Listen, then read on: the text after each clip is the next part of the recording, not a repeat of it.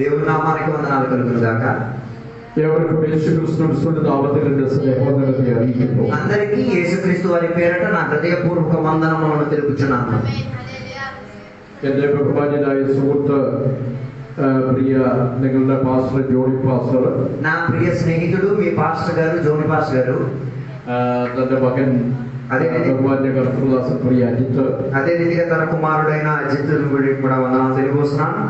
എനിക്ക് മുമ്പ് ദൈവവചനം സംസാരിച്ച പ്രിയ കർത്തൃദാസൻ ప్రియ ఆనంద్, అదే రీతిగా నాకన్నా ముందుగా దేవుని యొక్క వాక్యోపదేశాన్ని బోధించిన దేవుని యొక్క దాసు ఆనంద్ గారికి ఏవర్ക്കും యేసుక్రీస్తు నామమున స్నేహం. అదే రీతిగా నా ముందుగా కూర్చున్న సంఘ బిడ్డలందరికీ కూడా యేసుక్రీస్తు పేరట నా హృదయపూర్వక వందనాలు.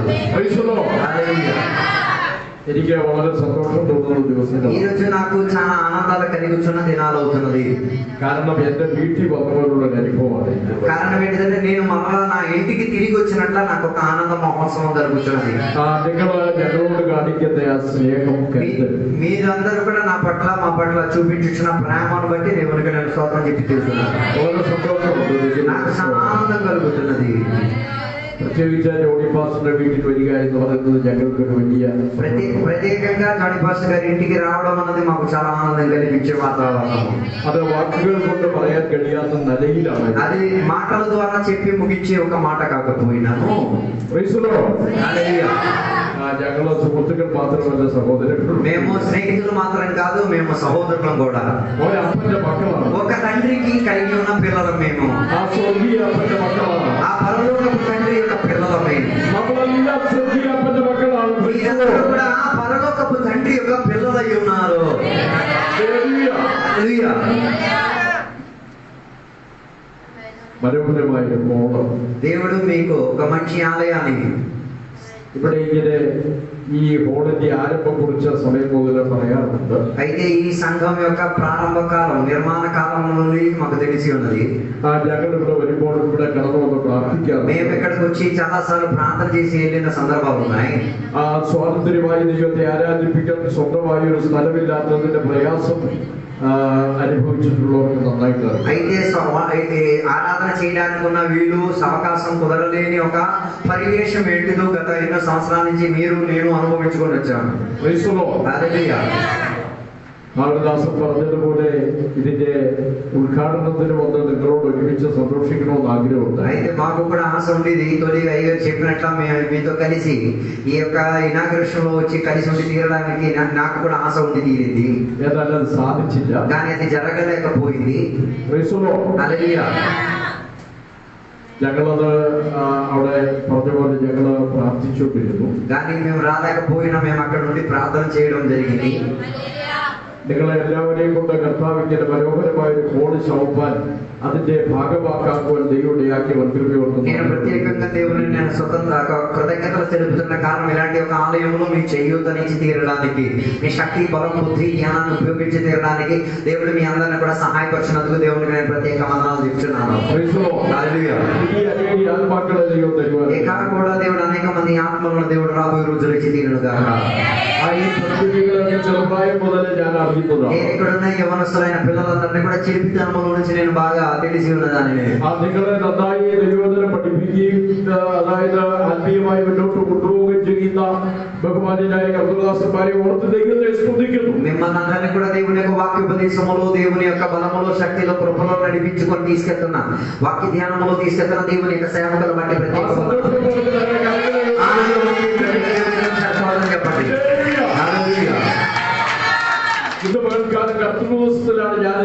ఈ పగటి వేళ దేవుని యొక్క సన్నిధిని ఆరాధన దినమున దేవుని యొక్క సన్నిధిలో మనం వచ్చి కూర్చున్నాం. దేవునికి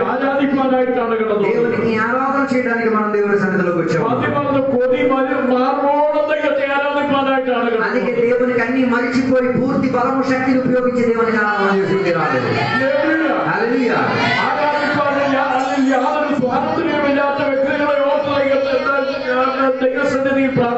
దేవుని యొక్క సన్నిధిని ఆరాధన చేయడానికి స్వాతంత్రం లేని జనాంగాలు బట్టి దేవునికి నేను స్తోత్రం చెప్పి చేరుతున్నాను. ജനാധിപത്യ രാജ്യമായ ഇന്ത്യയിലെ പല സ്റ്റേറ്റുകളിലും നിങ്ങൾ വാർത്ത അറിയുന്നത് പോലെ തന്നെ ആരാധനയ്ക്ക് സൗകര്യമില്ലാതെ വരികയാണ്. ఇండియాలో ఉన్న అనేక ప్రాంతాల్లో ఆరాధన ఇంత సుఖకరంగా చేసి తీరడానికి వాతావరణం లేని ప్రాంతాలు నేను గుర్తిస్తున్నాను. ഇന്ത്യയുടെ ഭരണഘടന അനുസരിച്ച് ആർക്കും എന്തും വിശ്വസിക്കാനും ആരാധിക്കാനുള്ള ഭരണഘടന വ്യവസ്ഥ ഈ രാജ്യത്ത്. కానీ ఈ దేశంలో ఒక పరిపాలనా విధానములు అందరికీ ఏ స్వేచ్ఛ ఉన్న ప్రకారంగా ఏ దేవునైనా ఏ మతమైనా స్వేచ్ఛగా సేవించుకు తీరేంతటి వ్యవస్థ మన ప్రభుత్వం మనకిచ్చి తీరుతున్నది.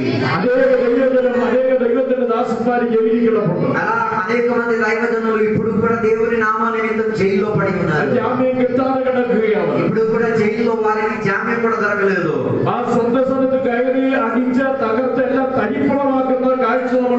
మన వార్తల్లో చూసిన వారి ఆరాధన చేసిన ప్రాంతాలకు వచ్చి దాడులు చేసి అన్ని అన్యాయాలు అత్యాచారాలు జరుగుతున్నాయి. അവർക്ക് കർത്താവേ എന്ന് പറയാനായിട്ട് സാധിക്കാത്ത സ്വാതന്ത്ര്യമില്ലാത്ത పెదవులతో దేవా యేసయ్యా అని కూడా పలకలేని ఒక స్థాయిలో వారు ఇరికింపబడుతున్నారు. എന്നാൽ ഇന്നത്തെ പറയുന്ന ഈ ദിവസം വരെ നമുക്ക് ദൈവത്തെ സ്തുതിപ്പാനും ആരാധിപ്പാനുള്ള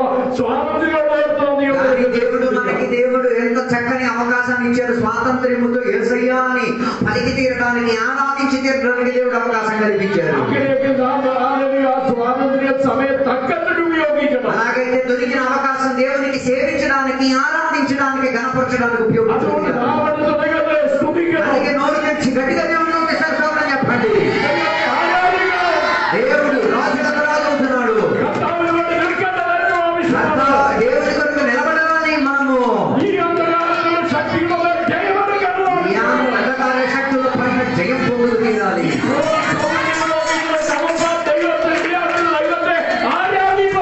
అందుకే దేవుడి ప్రాంతంలో మిమ్మల్ని ఉంచినది దేవునికి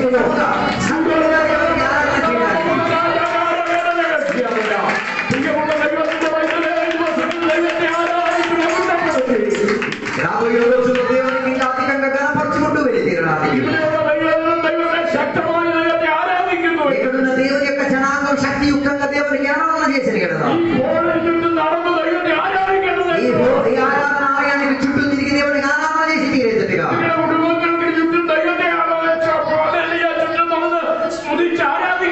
ఇక్కడున్న నివాసులందరూ చుట్టూ తిరిగి దేవునికి సేవించి తిరిగిన ఎడవా പ്രാർത്ഥിച്ചോരോ കുടുംബങ്ങൾക്കും ദൈവാലയത്തിനും വേലി കെട്ടി സൂക്ഷിക്കണം. దేవుని యొక్క సంఘ బిడ్డలకు ఇంటింటిగా వేరుగా చేసి వారికి ఏం చేయాలి? కాపలా రాసేసుకొని ప్రాంతంలో సంపాదించుకుని ഒറ്റ ശത്രുവോടെ കലക്കാരുടെ ఒక శత్రువు కూడా కంపగా కొట్టుకుంటూ సాతానుడు దూరికి రాకుండా విశ్వాసం లేని జనాంగం దేవుని సన్నిధికి వస్తే స్వార్థ ద్వారా పట్టబడి తీరాలి. ఎంతమంది మీరు నమ్ముతున్నారు? ఎంతమంది మీరు నమ్మేది?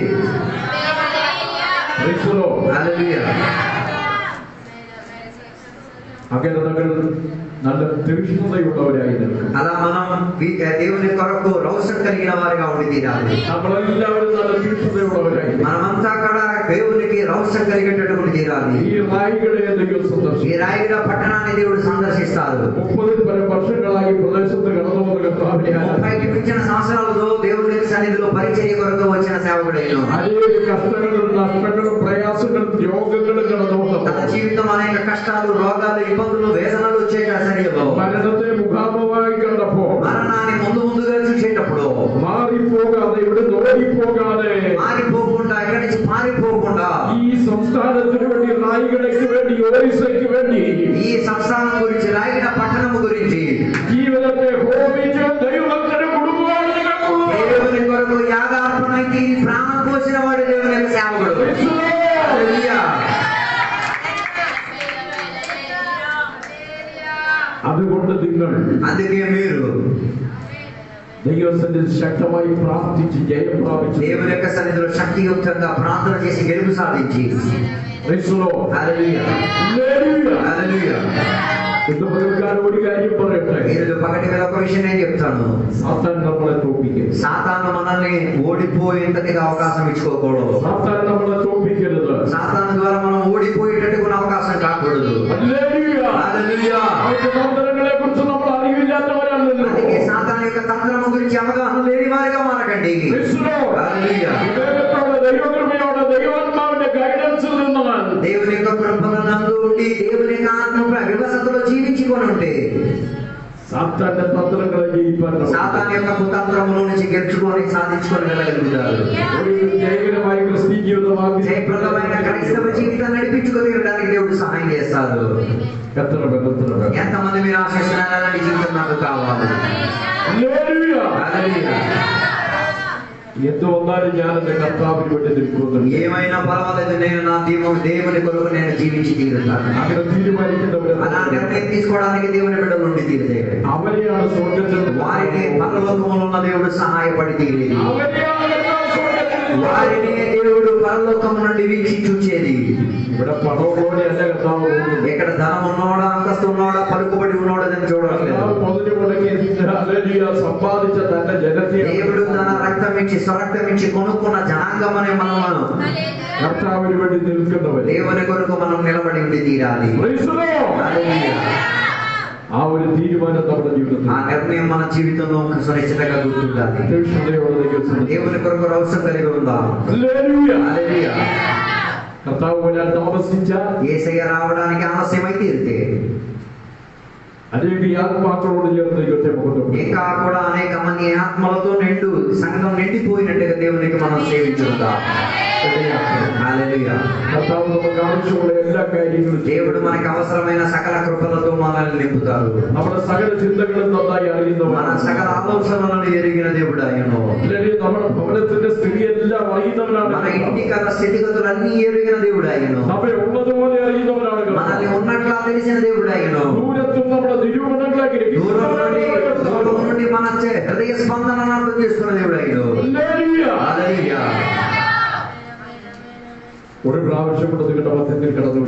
ఒకసారి కూడా దేవుని మీ మధ్యలోకి తీసుకొచ్చినందుకు దేవునికి కృతజ్ఞత చెప్తున్నాను.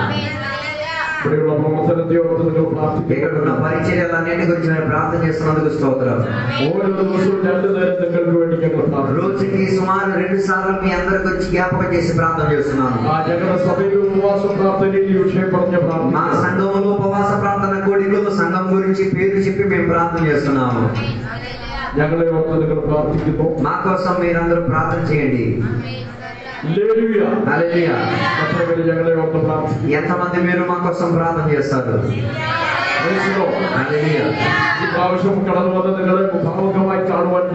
ఈసారి కూడా మిమ్మల్ని వచ్చి ముఖాముఖి కలవడానికి దేవుడు భాగ్యం కల్పించారు. ఇక దేవుడు అక్కడ ఆలస్యమై తీరితే ఒకవేళ మేము వచ్చేటప్పుడు దేవుడు కానీ వచ్చేస్తే మధ్యాకాశంలో దేవునితో కలిసి మనం ప్రయాణమై ముందుకు కొనసాగుదాం. ఇక్కడ మనం ఒక పరదేశీ నివాసులమే. ఎన్ని సంవత్సరాలు భూమిలో బతుకుతాం తెలియదు. మన సొంత ఇల్లు ఇక్కడ కాదు. కొందరికైతే దేవుడు ఇల్లు, గృహము, బండి అని ఇచ్చారు. కానీ ఒక రోజు ఇవన్నీ విడిచిపెట్టి నువ్వు ప్రయాణం అయితే తీరాలి. దేవుడు మనలందరినీ కూడా దీవించి తీరునుగాక. అందుకే మనకి పరలోకములో ధన సంచయము మనకు అవసరమై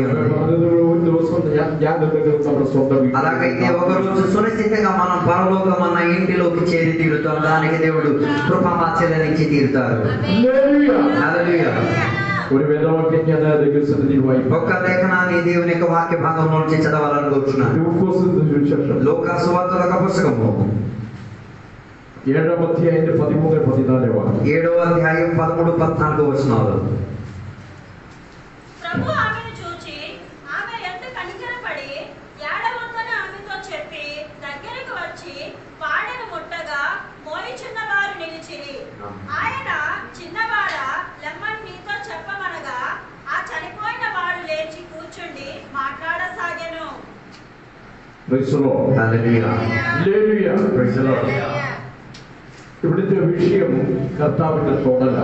ఇక్కడ రాయబడిన ఈ వాక్య భాగంలో యేసయ్య తాకిన తాకిడి గురించి రాయబడింది. దానితో కలిపి ఇంకొక వాక్యాన్ని కూడా చదవండి. లోకా సువార్తల పుస్తకము 8వ అధ్యాయం 44వ వాక్యం 8వ అధ్యాయం 44వ వచనాన్ని. ఆయన వస్త్రపు చెంగును ముట్టెను. వెంటనే ఆ Praise the Lord. హల్లెలూయా. ഇവിടെ కర్తావు ഒന്ന് തൊട്ടതാണ്. ఇక్కడ యేసయ్యను ఆమె తాకినట్టుగా రాయబడి ఉంది. హల్లెలూయా. Praise the lord.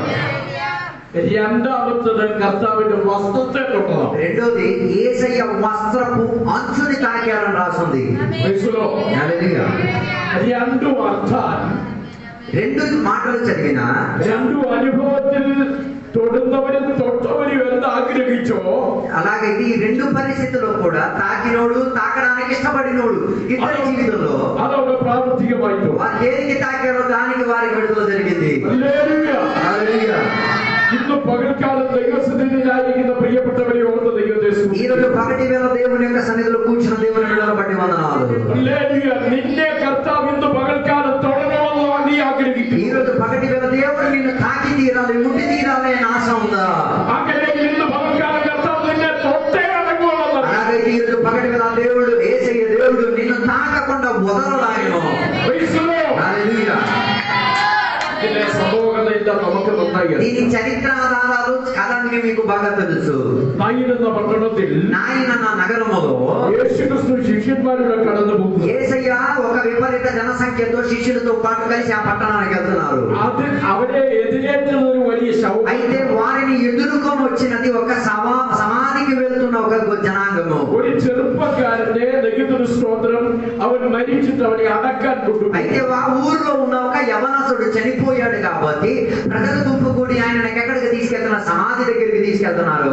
ఈ పట్టణത്തിൽ അവനെ అడക്കാൻ നോക്കിയില്ല, അവനെ പുറത്തു. అంటే ఆ ఊరుకు ఒక ప్రత్యేకత ఏంటో తెలుసా? ఆ ఊరిలో సమాధి చేసి తీరడానికి ఆ మనిషిని సమాధి చేసి తీరడానికి ఊరిలో స్థలం ఉండేది కాబట్టి ఊరు వెలుపల ఆయన తీసుకొచ్చి సమాధి చేశారు. അവൻ അമ്മയ്ക്ക് ഒരു മകന. బైబిల్ చెప్తున్నది ఆ తల్లికి ఉన్న ఏక కుమారుడు. వేరే పిల్లలిല്ല, వేరే సహోదరులు ఎవరు లేరు, వేరే మక్కలిല്ല, వేరే పిల్లలు ఎవరు లేరు. అమ్మയുടെ తల్లికి ఉన్న ఏక ఆశ్రయం ఆ కుమారుడే. మగనాണ് മരിച്ചത്. ఆ కుమారుడే చనిపోయింది. എത്ര സ്നേഹിക്കുന്നു എങ്കിലും ఆమె ఎంత ప్రేమిస్తున్నానని చెప్పినా కూడా ఆ మగന്റെ మరణത്തിൽ എത്ര സങ്കടം ഉണ്ടെങ്കിലും ఆ కుమారుని యొక్క మరణంలో ఎంత దుఃఖం ఉన్నా కూడా ഈ పట్టణത്തിന് പുറത്തു കൊണ്ടുപോയി മകനെ അടക്കിയ పట్టణం లోపల ఆయనని సమాధి చేసే అనుమతి లేదు, పట్టణం వెలుపలే ఆయనకి సమాధి చేసే అనుమతి ఉంది. అలాగే పగటి వేళ నేను నీకు ఒక మాట చెప్తా. నువ్వు ఎంత ప్రేమించుచున్న వాడైనా, ప్రేమించుచున్న దానివైనా, ఎంత ప్రేమించిన వాడైనా పగటి వేళ జ్ఞాపకం చేసుకో. ఈ లోకం నుంచి మరణం అన్న ఏర్పాట్లు ఏర్పడి తీరితే మరి ఎవరు కూడా ఒక్క గడువు కూడా ఇంటి దగ్గర ఉంచరు, ఇంటి నుంచి తోలేస్తారు. ఇంటి లోపల ఉంచి తీరడానికి యుక్తమైన శరీరం కాదు, అది ఇంటిలో నుంచి పట్టణం వెలుపలకు వచ్చి తీరాలి. దాని అర్థం మరణించిన వ్యక్తిని మళ్ళా ఏం చేయాలి? వదిలి తీరాలి, లేకపోతే సమాధి చేసి తీరాలి. నాన్న వరకు ఇడు బతుకుండి పట్టణానికి మేలు కల్పించిన వాడిగా కుమారుడు ఉన్నాడు. ఇంతవరకు ఆ కుమారుడు ఆ ఇంటికి పనికొచ్చిన కుమారుడిగా ఉండేవాడు. ఇప్పటి వరకు ఆ కుమారుడు ఆ తల్లికి అనుగ్రహకరంగా చూచుచుండేవాడు. ఆ అమ్మకి ఇప్పుడు వేదన కలిగే పరిస్థితి వచ్చింది. ఈరోజు పగటి వేళ నీకే నేను ఒక మాట చెప్పేది.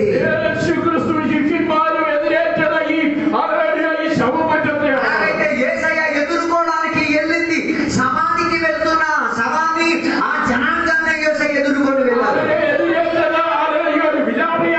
అలాగైతే వారు వారి యాత్ర వేదనతో ఉన్న దండు యాత్ర అని చెప్పవచ్చు, కన్నీటితో ఉన్న దండు యాత్ర అని చెప్పుకోవచ్చు.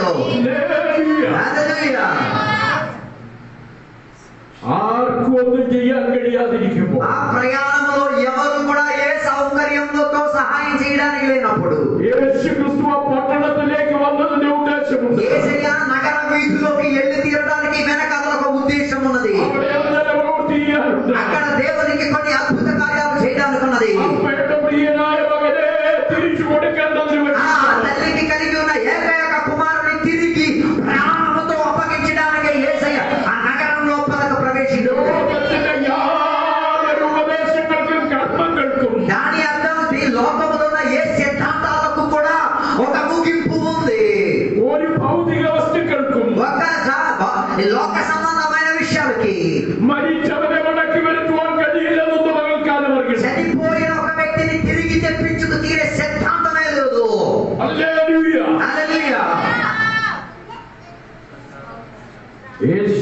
അവളെ കണ്ടിട്ട് മനസ്സടി. యేసయ్య ఆ తల్లిని చూచి దయ కలిగేడని వాక్యం చెప్తున్నది. ప్రియ మాతాక్കളే, ఇందువల్ల కాలం పనియట. అలాగైతే ఈ రోజు రాత్రి పగటి వేళ ఇక్కడ కూర్చున్న తల్లులకు నా సందేశము, పిల్లల పట్ల వారి ఆత్మీక స్థితిగతి పట్ల కన్నీరు కారుస్తున్న తల్లులతో పగటి వేళ నేను మాట్లాడేది. నీవు నిజాయితీ చెంది నీ పిల్లలు బాగుపడి తీరాలి, దేవుని దగ్గరికి వచ్చి తీరాలి ఏడుచున్న నీతోనే పరిశుద్ధాత్మ దేవుడు మాట్లాడేది. ఈ పగటి వేళ నీ పైన దయ చూపించుకొని నీ దగ్గరికి వచ్చేసిన కృపాశైలి అయిన దేవుడు ఈ రోజు నీ దగ్గరికి వచ్చి మాట్లాడేది. ఆ దేవుడు నీ దగ్గరికి వచ్చి నీ చేతులను లేవనెత్తి నిన్ను లేపుతున్నాడు. ప్రియ సహోదరుడా, నిన్ను లేపడానికి వచ్చినది ఆ కాల సృష్టికర్త అయిన దేవుడు అయి ఉన్నాడు.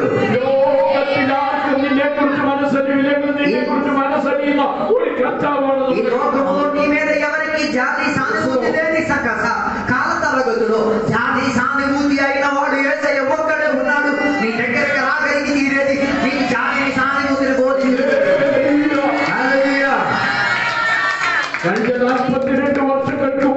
గత 42 సంవత్సరాల క్రితము ఎవరికి అక్కర్లేనట్టుగా దయలే చూపించడానికి ఇష్టం కాలేనట్టుగా బతికిన నాకు మీరు విన్నట్లానే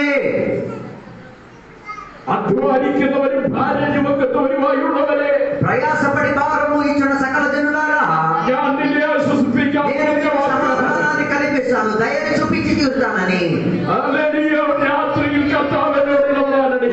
రాత్రి వేళ ఆ దేవుడు నన్ను వెంబడించుకొని అర్ధరాత్రి వేళ నా దగ్గరికి వచ్చాడు. ఆ రోజు రాత్రి వేళ నేను ఆ దేవుని యొక్క చెయ్యను పట్టుకున్నాను కాబట్టి నేటికి ఆ దేవుని సేవించుకోగలిగింది. ఈ రోజు పగటి వేళ నీ దేవుడు నీవు ప్రయాసపడిన వేళలో నీ జీవిత బరువులన్నింటి కూడా నెత్తి మీద మోసుకొని వెళ్ళిన ప్రక్రియలు ఒక మంచి సహాయకుడిగా నీ దగ్గరికి వచ్చి నీ చేతులను పట్టుకున్నవాడు నా దేవుడు. ఆయన నీ దగ్గరకు వచ్చింది నీ బరువు నీ చేత మోయించడానికి కాదు, నీ బరువులను ఆయన మోసుకు తీరి నీకు విశ్రాంతి నుంచి దిగడానికి.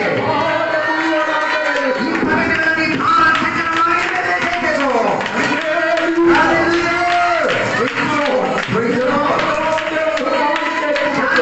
మరణం జరిగినంత వరకు నీ బరువు ఆయన మోసుకు తీస్తాడు. ఈ రోజు నిన్ను బయటికి రప్పించాడు. ఈ రోజు నిన్ను మరణం నుంచి బయటికి రప్పించాడు.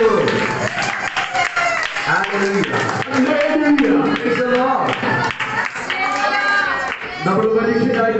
మనమందరం మనుషులము కాబట్టి మంచి మంచి సమయాల్లో స్నేహితులకు మనం చెప్తాం, నాయన ఈ బరువు కాస్త మోసుకోరా స్నేహితుడా. మనం అనుకుంటాం ఈ బరువు వాడికి ఇచ్చేస్తాడు, మోసేస్తాడేమో అని. ఆయన మోసేటట్టుగా చూపిస్తాడు తప్ప మోసి పూర్తి మోసుకునేటగా స్థాయి స్నేహితుడు ఎప్పుడు. కొన్నిసార్లు అయితే స్నేహితులకు బరువు ఇచ్చేస్తే అది మనకి వేదనకరంగా మారి తీరుతుంది. కేరళలో మా ఊర్లో ఒక మాట ఏ రీతిగా ఉంది, ఒక పాత్ర వెళ్ళి ఇంకొక పాత్రకి వెళ్ళి దాని సమస్య చెప్పిందంట. పాత్రలు అంటే మీకు తెలుసు కదా, ఈ ధాన్యాలు కుట్టే దాన్ని ఏం చెప్తారు నాకు తెలియదు, ధాన్యం కుట్టే అది అలాంటి ఒక పాత్ర ఉంది. ఆ పాత్ర వెళ్ళి మట్టి పాత్రతో వెళ్ళి దాని వేదన చెప్పింది. ఓకే సారీ క్షమించండి. ఈ బియ్యం కుట్టే ఆ బిందె వెళ్ళి డోలకి వెళ్ళి దాని సమస్య చెప్పింది. అంటే ఇప్పుడు కదా మనకి ఎలక్ట్రిక్ సదుపాయాలు ఉన్నాయి కాబట్టి మోటార్లు ఉన్నాయి, దాని ద్వారా ధాన్యాలు ఆడిస్తున్నారు. ఇప్పుడు కాదు, పాత ఒక 100 సంవత్సరాల క్రితం ప్రతి ఇంట్లో ఈ యొక్క పాత్ర ఉండేది, ధాన్యం ఆడించే పాత్ర ఉండేది. అయితే ఆడవాళ్ళు ఉన్నారు, వాళ్ళు ఏం చేస్తారు, వీటిని ఉపయోగించుకొని చేస్తారు. ఇంట్లో కొందరు అయితే ధాన్యం మాత్రం కాదు బియ్యం కూడా పిండి చేస్తారు. അരിയാക്കുന്ന സഹോദരിമാർ, కొందరు ధాన్యం తీసుకొచ్చి దానిని ఏం చేస్తున్నారు, బియ్యంగా మారుస్తారు. അവൻ ഇടിക്കുന്ന സഹോദരിമാർ, అందుకే వారి బలం మొత్తం ఉపయోగించి దీని ద్వారా గుద్దుతారు. ആ ഞങ്ങളുടെയൊക്കെ ചെറുപ്പത്തിൽ അതുണ്ടായിരുന്നു. మా చిన్నప్పుడు మేము అలా తిన్నాం, మాకు బాగా తెలుసు. ആ നിങ്ങൾ ഒന്ന് കണ്ടിട്ടുള്ള നിങ്ങൾ പലരും ചെയ്തിട്ടുണ്ട്. మీరు అలా చేసి ఉంటారు, మీరు కూడా అలా చూసి ఉంటారు నేను నమ్ముతున్నాను. హల్లెలూయా. కాలం మారియപ്പോൾ ఇതൊക്കെ విస్మృతిയിലായി. అంటే సంవత్సరాలు గతించిపోయేసరికి ఇవన్నీ కూడా ఇంట్లో దోసుకున్న వస్తువులుగా మారిపోయింది. హల్లెలూయా.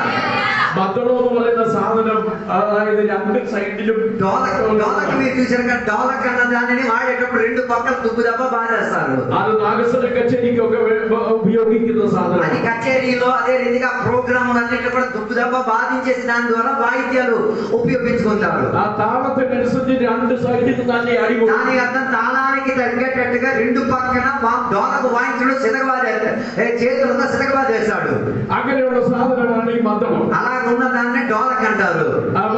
ഒരു ദിവസം തന്റെ പരാതി എല്ലാം കൂടെ മദ്ദളത്തോട് കഥ പറയാം. అయితే ఒకరోజు ఏం చేశారు, డోలకి వెళ్ళి దాని వేదన మొత్తం ఎవరికి వెళ్ళి చెప్పిందో తెలుసా, ఈ ధ్యానం దంచిన దానికి వెళ్ళి చెప్పిందో, రే నన్ను ఎలా చిలకబాదేస్తున్నారా అని. ഓരോ പറഞ്ഞ పొట్టు సహోదర సహోదరి ఎన్నే ఇడియాలి. అరే నీకు ఒక్క రోజు రెండు రోజులు కదరా, నాకైతే రోజు వాటేస్తున్నారా నాయన, కొద్ది నా ప్రాణం తీసేస్తున్నారా. ఆ ఇడియెല്ലാം ఇడిയുടെ കാര്യമെല്ലാം പറഞ്ഞു കഴിഞ്ഞപ്പോ മദ്ദളം പറഞ്ഞു. అప్పుడు ఈ దెబ్బల గురించి అన్ని ఈ బింది చెప్పినప్పుడు బింది చెప్పిందంటే, ఆ నెలకోరి సైడ్ కూడా మాత్రమే ఇడియోడు. అరే డోలకు నీకు ఒక పక్కే కదరా కొట్టేది, నీ అంటే ఏదో రెండు సైడ్ ഒരുപോലെ ఇడికియా. అప్పుడు డోలకి చెప్తున్నారు, నువ్వు ఒక పక్కే కదా దంచబడేసి, నేను డోలకని నన్ను రెండు పక్కల వాయించేస్తున్నారా, రెండు పక్కల ఓసిపోయింది చూసుకోరా. എന്ന് പറഞ്ഞാൽ ഈ കാര്യം ഞാൻ പറഞ്ഞതിലേക്ക് താല്പര്യം, నేను ఒక ఉదాహరణగా మీకు చెప్పడం అనుకునే కారణం ఏంటిదంటే, എല്ലാ മനുഷ്യർക്കും വളരെ ഭാരമുണ്ട്. ప్రతి మనిషికి ఏముంది, వారి శరీరానికి తట్టుకోగలిగి తీరేటట్టు కూడా బరువు బాధ్యతలు వారికి ఉన్నాయి. భారమాണെങ്കിലും శരി തന്നെ, కానీ పగటి వేళ నీ బరువు ఎంత కఠినకరమైన పర్వాలేదు, కానీ നല്ല ഭാരങ്ങളെ మంచి బరువులను మోసుకు తీయడానికి బరువు మోసుతున్న యేసయ్యను ఒకడున్నాడు. హల్లెలూయా. భాగమెంత బరువు ఎంతమైనది చేతికి అప్పగించేసుకో. హల్లెలూయా.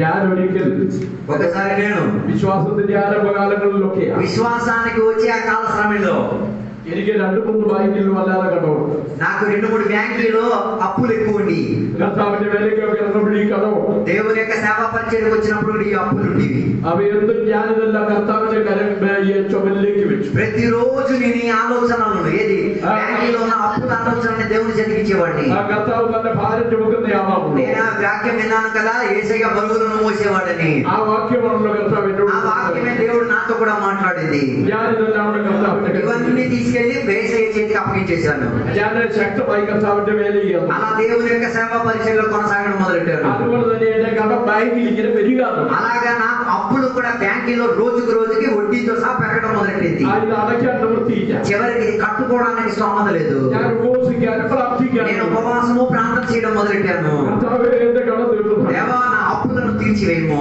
ഇതെല്ലാം എടുക്കണമേ. దేవా నా బరువులను బాధ్యతలు నువ్వే తీసుకోవాలి. ഇതെല്ലാം എടുക്കണമേ. దేవా నువ్వే మోసి తీరాలి.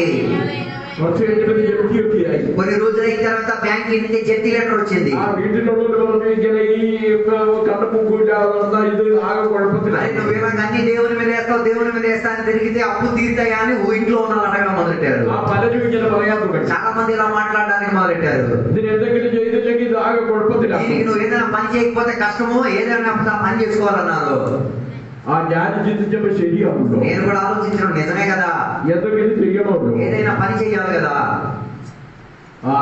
പിന്നെ അതിനെ കുറിച്ച് എന്റെ ചിന്തയാണ്. ఇక నా ఆలోచన మొత్తం దీని మీద అయిపోయింది. పని ఏదైనా చేసేసి అప్పు తీర్చేద్దామని. ഇത് കുറച്ച് കഴിഞ്ഞപ്പോൾ కొన్ని రోజులు చేసరికి ഞാൻ ആത്മീയമായി ക്ഷീണിക്കാൻ నేను మెల్లిగా ఆత్మీయంగా బలహీనుడైపోయి దేవుని దగ్గర నుంచి దూరం అయ్యాను. കർത്താവിന്റെ കരങ്ങളിൽ കൊടുത്ത സകല ഭാരവും ഞാൻ എടുത്ത് ചുമക്കാൻ തുടങ്ങി. దేవుని చేతికి ఇచ్చిన బరువులు బాధ్యతలన్నీ ఇప్పుడు నా నెత్తి మీద, నా గుర్రం మీద పెట్టుకొని తిరుగుతున్నాను. ആൾക്കാരെ നോക്കുമ്പോൾ ഞാൻ പാടുകൊണ്ട് പ്രാർത്ഥിക്കുന്നുണ്ട്. మనుషులు నన్ను సాధారణంగా నాతో వేదన పడేటట్టుగా మాట్లాడుతున్నారు. ഹല്ലേലൂയ. హల్లెలూయా. ആ ഞാൻ പ്രസംഗിക്കുന്നുണ്ട്, నేను వాక్య పరిచయం చేస్తుంటాను, ചെകിലെ കൊടുക്കുന്നുണ്ട്, నేను దేవునికి దేవుని యొక్క స్వార్థం అందిస్తూ అని చెప్తూ ఉంటాను. ഇതൊക്കെ ചെയ്യുന്നുണ്ടെങ്കിൽ ഞാൻ ഓരോ ദിവസവും ക്ഷീണിക്കുക. ఇలా నేను రోజుకు రోజుకి బరువు ఉండబట్టి రోజుకు రోజుకు బలహీనుడైపోతున్నాను. കുറച്ച് കഴിഞ്ഞപ്പോ എനിക്ക് മനസ്സിലായി. కొన్ని రోజులు అయిపోయిన తర్వాత నాకు అర్థమైంది. എന്റെ ഭാരമെല്ലാം ഞാൻ കർത്താവിന് കൈ കൊടുത്ത ഭാരമെല്ലാം കൂടെ ഞാൻ തിരിച്ചെടുത്തതാണ്. దేవునికి చేతికిచ్చిన బరువులన్నీ కూడా దేవుని చేతులకు తిరిగి నేను చేస్తున్నాను. హల్లెలూయా, హల్లెలూయా.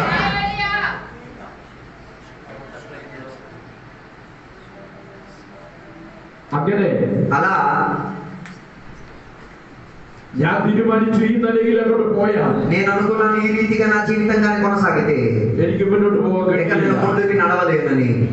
ഞാൻ കർത്താവിനോട് പറഞ്ഞു, నేను దేవునికి చెప్పాను, കർത്താവേ దేవా എന്നോട് ക്ഷമിക്കണേ, నన్ను క్షమించి తీరాలి, എന്നെ ഒന്ന് മുന്നോട്ട് കൊണ്ടുപോകണം. నన్ను కాస్త ముందుకి నడిపించు దేవా. ഈ സമയത്ത് ഞങ്ങളുടെ സഭയിൽ ഒരു ഉപവാസ ఆ പ്രാർത്ഥന, టైంలోనే మా సంఘంలో ఉపవాస కూడికలు జరిగినాయి. ഞാൻ കയറി 2 ദിവസം ഉപവസിച്ചു. నేను కూడా వెళ్ళి దేవుని దగ్గర నిబంధన తీసుకొని 3 రోజులు ఉపవాసం చేసుకున్నాను. ഞാൻ കർത്താവിനോട് കരഞ്ഞു പറഞ്ഞു, నేను దేవుని దగ్గర ఏడిచి దేవునికి చెప్పాను, എന്നോട് ക്ഷമിക്കണേ, దేవా నన్ను క్షమించి తీరుము దేవా. ഭാരമെന്റെ కడవല്ല ഞാൻ അങ്ങോട്ട് దేవా నా బరువులు, నా బాధ్యతలు, నా అప్పుల దగ్గరికి స్థితిగత నీ చేతికి ఇస్తున్నాను. నన్ను కొద్దిగా విడుదల ఇప్పించుకుము దేవా. నన్ను కాస్త విడుదల ఇప్పించుము దేవా. ഞാൻ നിങ്ങളോട് പറയാം, 2ാം ദിവസം నేను చెప్తాను ఉపవాస ప్రార్థన కూడిక 2వ దినం ఉన్నాను. കർത്താവിന്റെ കരങ്ങളിൽ నా భారములన్నీ దేవుని చేతికి నేను అప్పగించేశాను.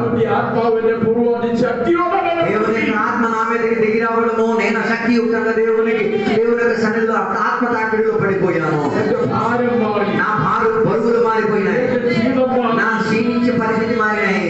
ഇന്ന് മകൾക്കാലം മനുഷ്യരോട് പറയുന്നതിനേക്കാൾ ഉപരി ఈ రోజు మనుషులకు నీ బాధలు చెప్పడం కన్నా നമ്മുടെ നല്ല കർത്താവുണ്ട് സ്വർഗ്ഗത്തിൽ. మన పరలోకములో దేవుడిగా మన కొడుకున్నాడు. നമുക്ക് വേണ്ടി മകൻ കൊടുക്കുന്ന మన కొరకు జీవనాయను. ഹല്ലേലൂയ. హల్లెలూయా. പ്രിയമുള്ളവരെ, പ്രിയമുള്ളവരെ, అందుకే ప్రియబిడ్డలారా, ప్రియబిడ్డలారా, ആ తండ్రి കരങ്ങളിൽ ఆ తండ్రి చేతికి కొరకు చేసుకుంటే హల్లెలూయా. Praise the Lord. ഞാൻ നിങ്ങളോട് പറയാം, అందుకే నేను మీతో చెప్తున్న సందేశం, എന്റെ 3 ബാങ്കിലെ കടവും నా 3 బ్యాంకీలో ఉన్న ఆ అప్పులు കർത്താവ് വിട്ടുവാണ്. దేవుడు పూర్తిగా రుణమాఫీ చేశారు. ആരോടും ഒന്നും ചോദിച്ചില്ല.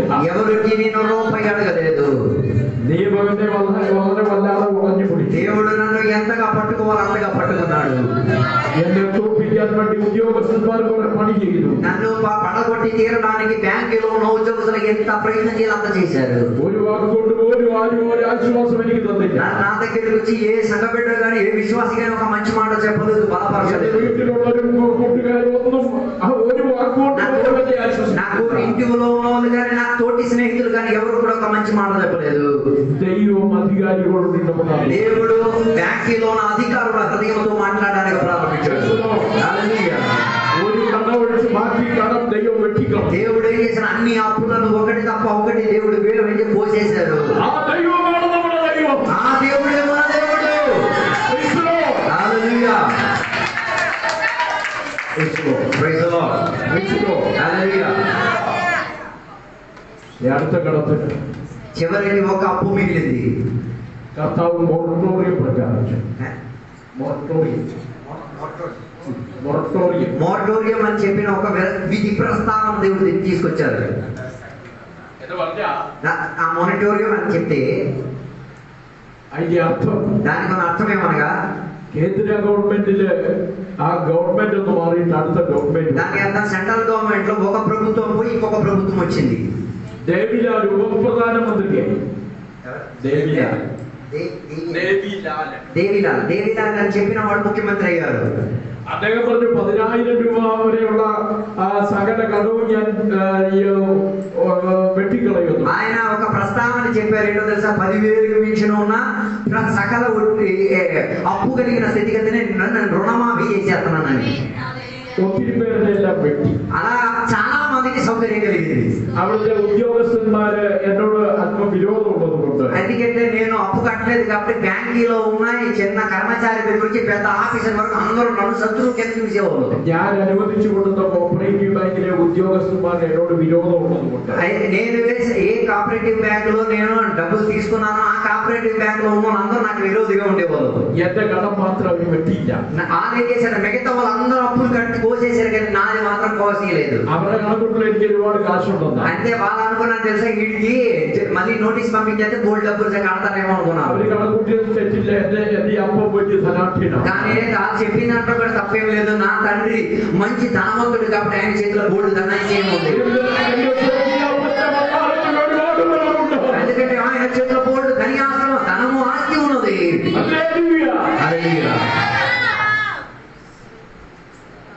మట్టి వలన ఎవరు పెట్టి వేరే వాళ్ళందరినీ డబ్బులు రుణమాఫీ చేశారు. ఆ స్వార్థ తాత్పర్యంతోడు ఊడి పెట్టి అహంకారాన్ని ఎలా ఉంటారు. అయితే ఆ స్వార్థతతో కోసిన వాళ్ళందరూ ఉన్నారు కదా. ఇది చాలా వర్షం గడిచే కొన్ని సంవత్సరాలుగా దాటిన తర్వాత అది కేసు అది పెద్ద కేసు అయిపోయింది. ఆవిడ ఎరటి కూడా కాసి అడకేంటి వదలు మాత్రం ఇంకా ఎక్కువ వాళ్ళు కట్టాల్సిన పరిస్థితి రావడం మాత్రం కాదు. ఈ ఉద్యోగస్తులు వారికి 3 వర్షం కొడుతుంది చెప్పి 3 సంవత్సరాల వరకు ఈ ఉద్యోగస్తులు ఉద్యోగం నుంచి పోవాల్సి వచ్చింది.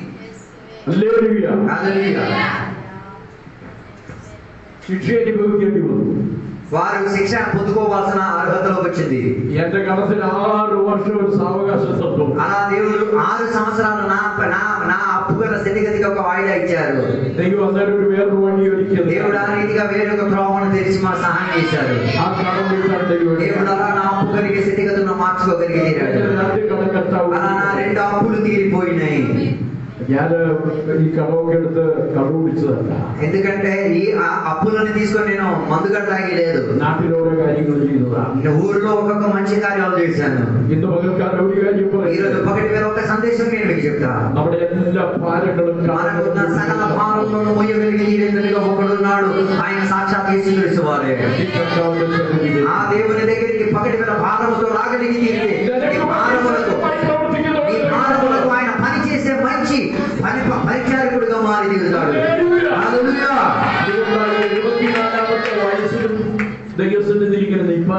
అలా నేను ఈ వాక్యాలను చదువుకుంటూ దేవుని సన్నిధిలో నిలబడగలిగేదాను. అందుకే దేవుని స్తుతించి తీరడానికి సరిపోవట్లేదు. హల్లెలూయా. అందుకే ఇప్పుడు కూడా దేవునికి స్తుతించడానికి బలపడి నీ కొరకు ఆలోచించుచున్న దేవుడు ఆయన. దేవుడు తాకిన వెంటనే ఆ బాధ్యకారని జీవన ప్రాపించు. ఆ యవనస్తుడికి తిరిగి జీవం వచ్చేసింది.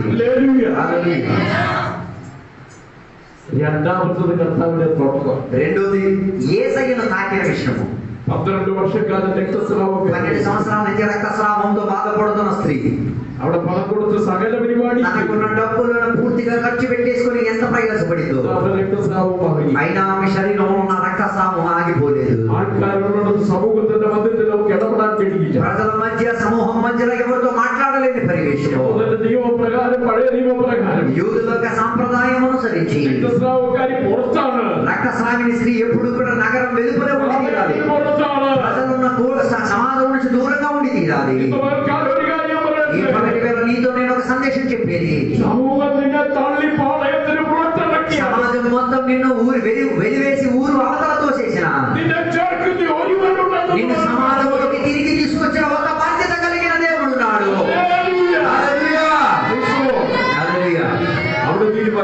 ఆయన ఆమె నిర్ణయించుకుంది. ఆమె చివరి నిర్ణయం అది. ఇంకా కొన్ని గంటలు అయిపోతే రక్తం ప్రవహించి చచ్చిపోవచ్చేమో. ఆమె చేతిలో ఇంకా నయా పైసలు లేదు వైద్యుని దగ్గరికి వెళ్ళి కలవడానికి. ఆమె ఒక నిర్ణయం తీసుకుంది. యేసయ్య దగ్గరకు వచ్చి తన వస్త్రపు చెంగు మంటను మాత్రం 3 చాలు అనుకుంది. కానీ సమాజం నన్ను సహాయం చేసి నేను వర్తించడానికి కానీ నేను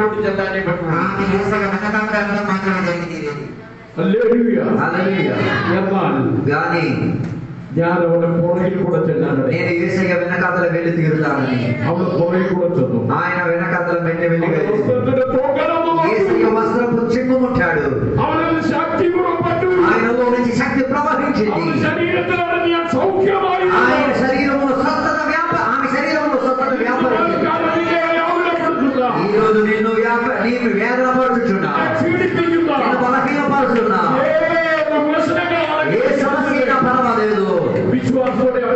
విశ్వాసముతో యేసయ్యని కాస్త తాకి చూడు.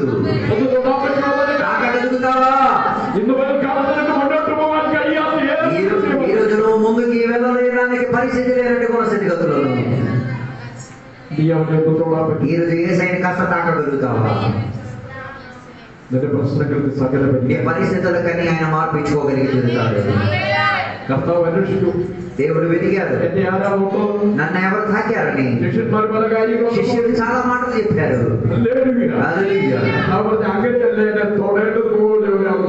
అయ్యో, నన్ను తాకాల్సిన వాడు కూడా తాకాడని చెప్పాడు. ఈ రోజు పగటి వేళ నువ్వు ఆయనను కాస్త తాకి చూడు. నువ్వు ఆయనని తాకినా ఆయన నిన్ను తాకినా నీ జీవిత విషయాలకన్నీ పరిహారం జరిగింది. దేవుడు వెతికారు, భయపడి దేవుని దగ్గరికి వచ్చిందాన్ని వయసులో. ఈరోజు పగటి వేళ ఒక సందేశం ఏది తీరాలి. దేవుడు గాని చిన్న పెద్దదైనా ఏదైనా మేలు నీకు చేస్తాయి. నిన్ను నన్ను మరలా తిరిగి వెతికిన ఒక దేవుడు ఉన్నాడు. ప్రతిబద్ధత ఎప్పుడు దేవుని పట్ల నీకు తీరాలి. అవలోడు మొదటి నిజ విశ్వాసం పట్టిన. అందుకే ఆమెతో చెప్పిన మాట, నీ విశ్వాసం చాలా గొప్పది. నిజ విశ్వాసం నీ విశ్వాసం నేను రక్షించిందని. ఈ విశ్వాసం నీకున్నదా? మీకుందా ఈ విశ్వాసం? ఈ విశ్వాసం ఈ విశ్వాసం మీకున్నదా? ఎంతమందికి?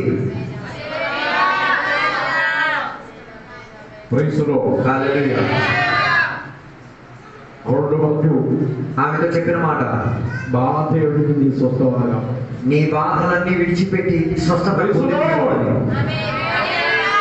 బాధయోడి వంక నిన్నే పణത്തിന് കഴിയില്ല കേട്ടോ. నీ బాధలు పోయి తీరడానికి నీ చేతిలో ఉన్న డబ్బులు సహాయపడి తీరదు. నిన్ను జిందగీ കഴിയില്ല കേട്ടോ. నీ ఆలోచనకి సరిపోదది. కర్తావినే കഴിയുള്ളത് పక్కన కాదు. ఈ పగటి వేళ తెలుసుకో, నీ బాధలు పోవాలంటే దేవుడు ఒక్కడు వస్తేనే సరిపోయింది. అయితే నీ బాధలు తొలగించడానికి ఒకడున్నాడు. నీ కుటుంబం పైన అధికారం ఉన్న ఒక్కడే ఉన్నాడు. నీ మీద అధికారం చెందిన ఆయన ఒక్కడే. ఆయన నిన్ను తాకే తీరుతాడు.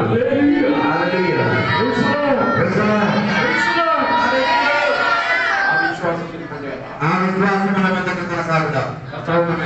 దేవుడు మనందరికీ కూడా సహాయపడి తీరుతాక. ఈ వాక్యం ద్వారా ఇంతసేపు సమయాన్ని అప్పగించిన దేవుడికి దాసుకి దేవుడు మనల్ని సహాయపడి తీరును కాక.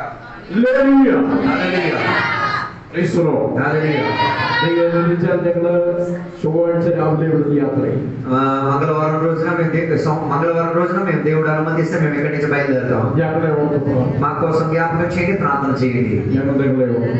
దేవుడి యొక్క కృప మీ మీద ఉండును గాక. దేవుడు మనల్ని కూడా సహాయపరిచి తీరును గాక. దేవుడు రావడం ఆలస్యమై తీరితే ఇంకా కొత్త ఆత్మలతో దేవుని యొక్క సంఘంలో నిండి దేవునికి సేవించి దేవుడు మనల్ని కూడా సహాయపరిచి తీరును గాక. దేవుడు మనకి ఇచ్చిన మేలులన్నిటి గురించి ఒకసారి గట్టిగా దేవుడు